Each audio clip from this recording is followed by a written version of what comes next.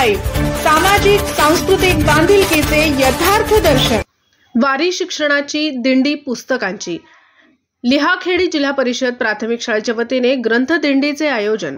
गुणवत्तापूर्ण शिक्षण देण्यासोबतच मुलांमध्ये संस्कारक्षम मूल्यांची रुजवणूक करून आपल्या संस्कृतीचे जतन व्हावे या उद्देशाने सिल्लोड तालुक्यातील लिहाखेडी येथील जिल्हा परिषद उच्च प्राथमिक शाळेच्या बाल वारकऱ्यांनी आषाढी एकादशीच्या निमित्ताने ग्रंथ दिंडीचे आयोजन केले होते। प्राध्यापक शिवराम साखळे आणि मान्यवरांच्या हस्ते ग्रंथ दिंडीचे विधिवत पूजन करून सुरुवात झाली।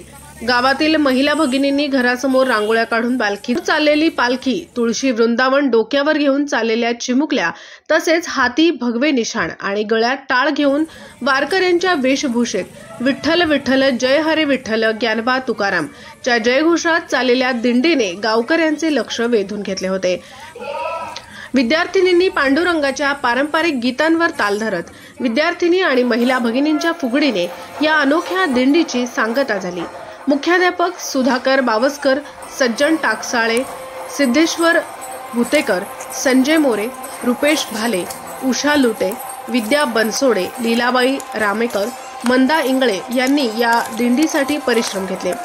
गट शिक्षण अधिकारी अनिल पवार, शिक्षण विस्तार अधिकारी दादाराव फुसे, केंद्र प्रमुख ज्ञानेश्वर सुरडकर, सरपंच अनिता नामदेव साखळे, उपसरपंच रेणुका गजानन बावस्कर आदींनी या आगळ्यावेगळ्या शिक्षणाची वारी आणि पुस्तक दिंडीच्या आयोजनाबद्दल लिहाखेडी येथील उपक्रमशील शिक्षकांचे कौतुक केले।